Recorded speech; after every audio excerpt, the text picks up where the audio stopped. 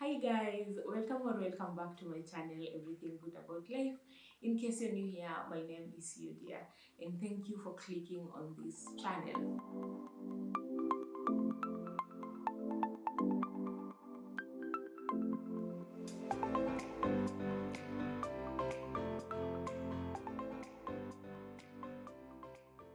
I think I'm one of those people who had very bad first trimesters, and I don't think I have ever felt like that. I felt like my world was coming to an end or something like that. I felt like I was not living my own life. Now, let me go to the beginning. Like, let me start from the beginning. So we had planned when to get pregnant and when the baby will be born. You know, those kind of things. Yeah, shock on us, shock on us. The first month just came and ended, and there's nothing.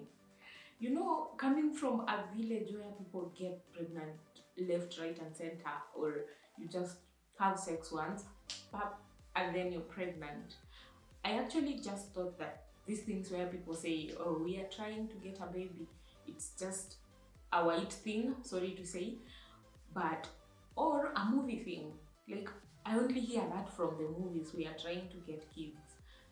I just thought that you go do what you do and the baby comes. Is that too weird? So when the first month like ended and there was nothing to show for it, I was like, And then the second month, and then the third month, and I started getting worried. Now, I wasn't worried that we were not going to have kids or anything like that. I was more worried of what my husband was thinking. I was like, I hope he's not thinking that I have a problem, because I'm sure I don't have a problem. So, okay, now to cut the long story short, when I got pregnant, I think I just knew from like day one or something like that, because I just started, in fact I started having mood swings that I could not explain, because when I'm in my peace I don't have those mood swings, but then from where I started having mood swings, and then came the static electricity. Whew. Static electricity took me for a ride. I tell you guys, everything. My dining set, as you guys know, is metallic. Yeah, so when I pull up the chair to sit, static electricity. When I go to cook, like, of course my cooker is metallic, I get shocked. When using my laptop, I get shocked. I'm even surprised my phone did not shock me. Yeah, uh sorry if this is weird. My nose is itching, I don't know why, but anyway.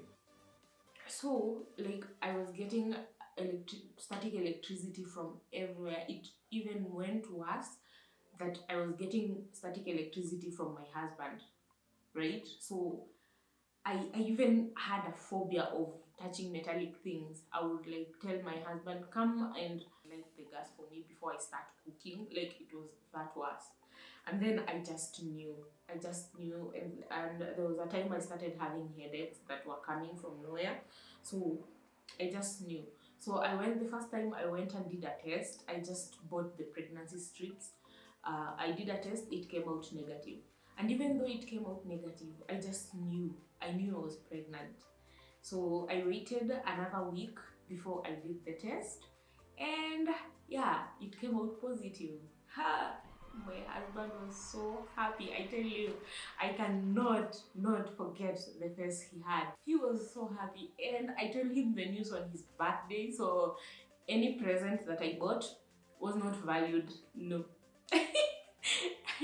It was just that news that he was going to be a father that he valued most, and there's no happiness like that. Now from there, we had to relocate we moved back home to Limuru, and that's when it all started. Yeah, like now, from the second month of my pregnancy, that's when I started getting sick. I was sick, guys, and it all started with, okay, the static electricity stopped, And now I just started having like headaches every evening. I would have headaches, yeah. And then from there, I could not take water. I hated water. Do you know this feeling you have when you're taking medicine, like when you're on medication and you don't love water anymore because you're using the water to drink medicine? That's the feeling I used to have about water. So I started hating water, yeah. And then now my appetite, like I lost my appetite. I couldn't eat anything. Yeah, my son is trying to wake up. Anyway, so I could not eat anything at all, at all, at all. And now I started losing energy because I wasn't eating, I wasn't drinking water. Now I did not have energy to function. The funniest part is I wasn't feeling hungry at all.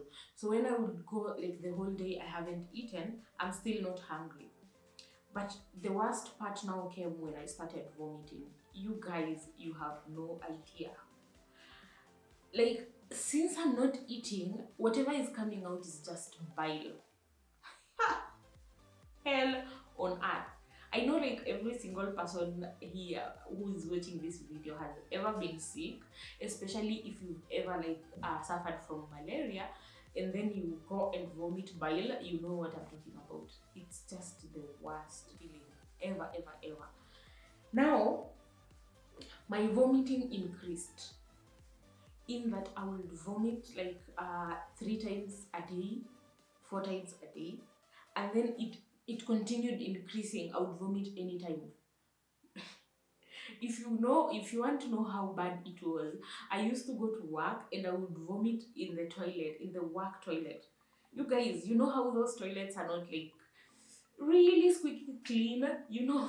You would not go and like bend down and vomit, but I had no option, so I would just use the toilet.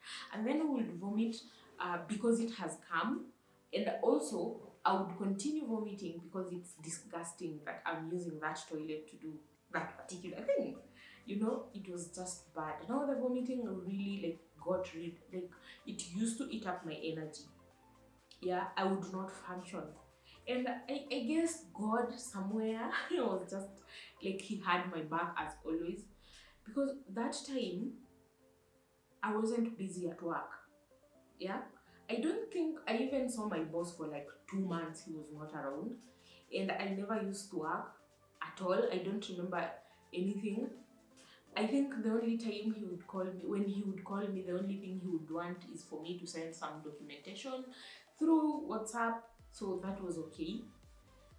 I just used to wake up early in the morning and go to work and sit at my desk the whole day, feeling sick, vomiting, sleeping, and then go back home. And I would sleep in the bus, like in the morning when going to work for like 1 hour, I would sleep. And then coming back, and because there's traffic, you would spend probably like 2 hours on traffic, so you would sleep the whole 2 hours. It was a nightmare. And now, I didn't even know, I didn't know that my vomiting had a name until I went to the doctor, which was much later on. I didn't know it had a name. It has a name that I'm not going to pronounce because I don't want to embarrass myself here. But it's called HG. It's called HA,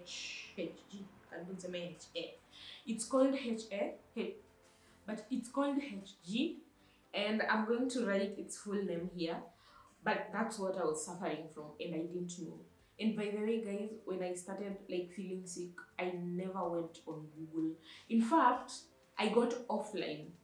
If you are like my follower, you would notice that that time I was off YouTube at all. I was not like recording any videos. I was not doing anything.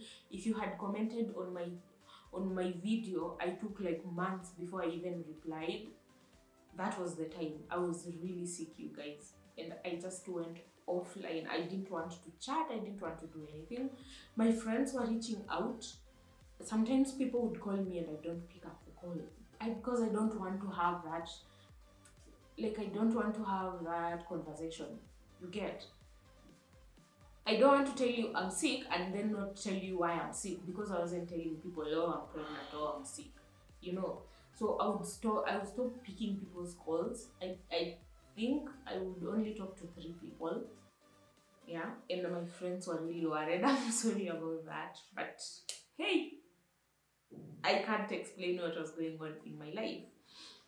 Now, another thing I used to do, my energy would get so drained, and since I'm not taking water, I would go buy soda. Yeah, Fanta Orange.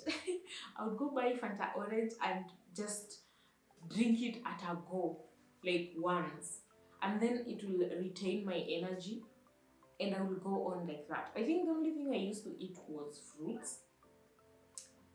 I can't even begin to start talking about the stress my husband was going through, because I would come into the house and just lie on the sofa. Yeah, and I would not eat. Do you know what he was going through?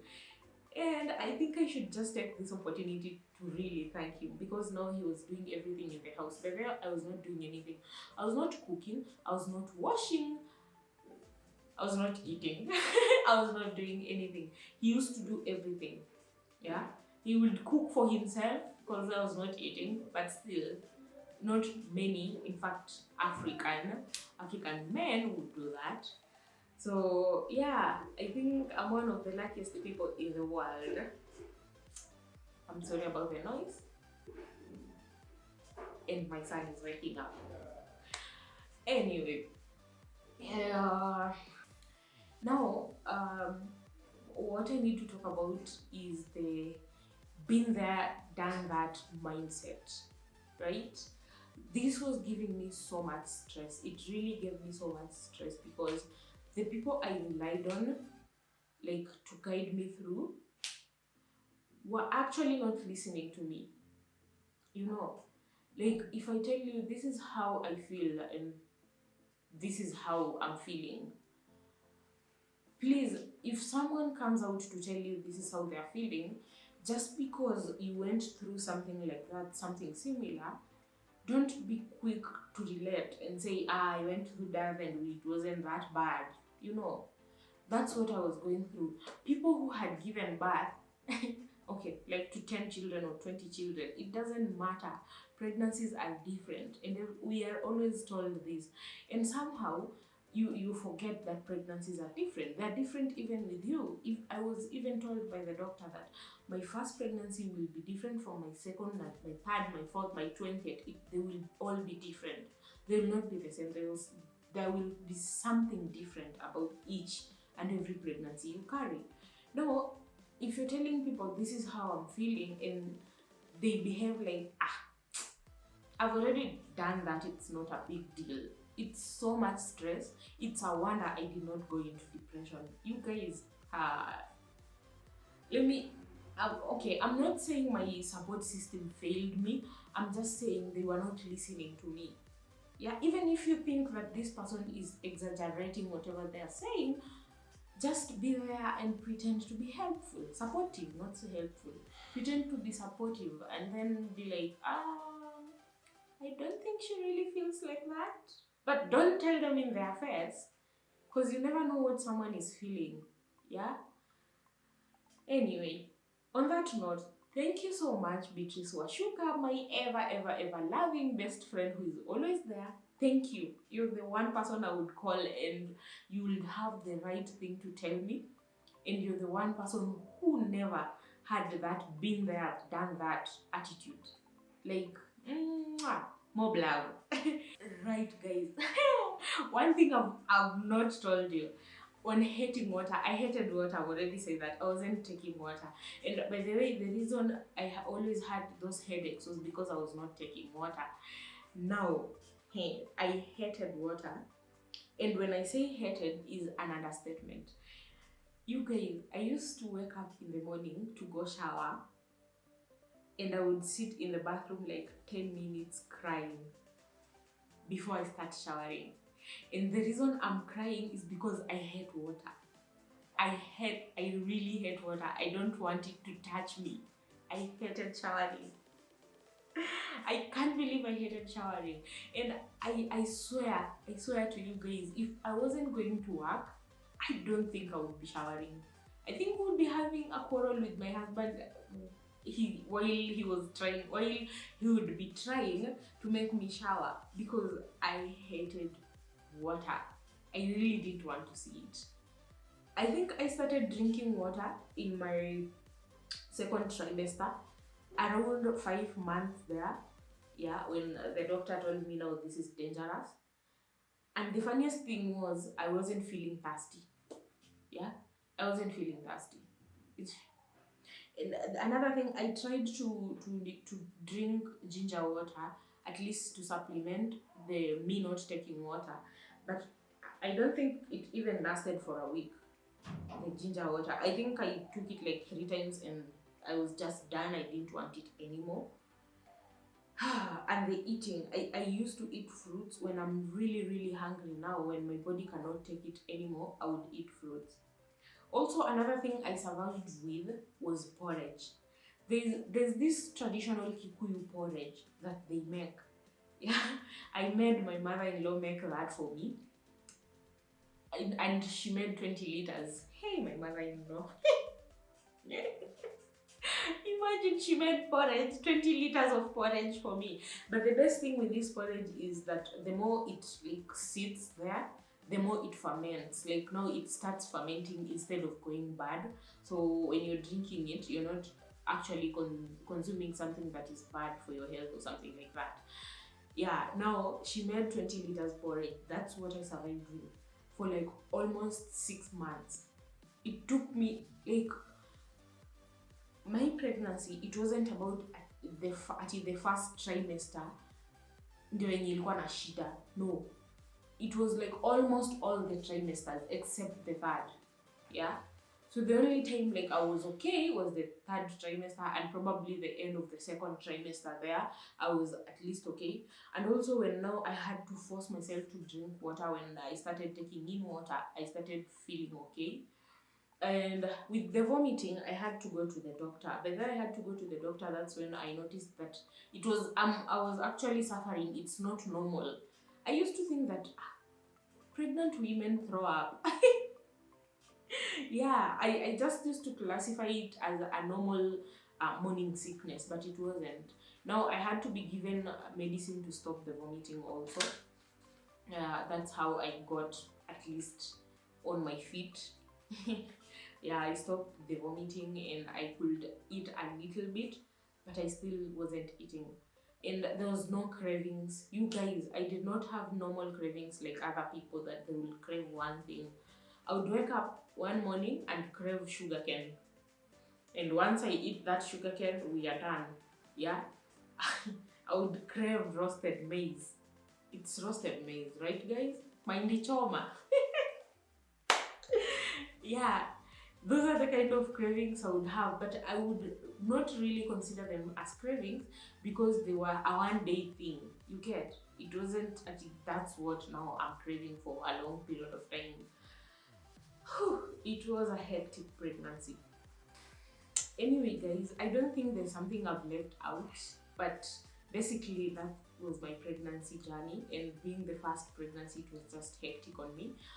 But here we are, our son is here and we so love him so much, and I'm really grateful for this journey.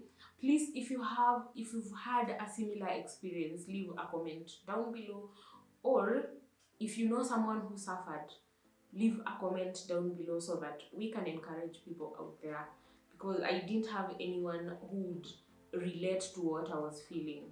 Yeah, but also I think opening up is a good thing, because I didn't open up so much.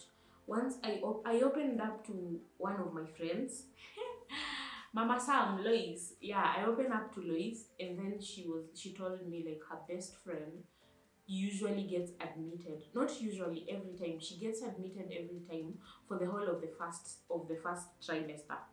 Yeah, because her pregnancy is always bad and she needs like attention. So now, like seeing that other people actually suffer like that made me feel okay. In fact, knowing that other people suffer more than I suffered made me feel okay. It made me feel like, okay, God has not left my side. So leave your story, your comment down below to encourage someone out there. And let's see you in the next video. Thank you so much for being here, and if you haven't subscribed, please subscribe, like my video. Please subscribe, hit the notification bell, and don't forget to like and leave a comment. This has been Everything Good About Life. See you in the next video. Bye.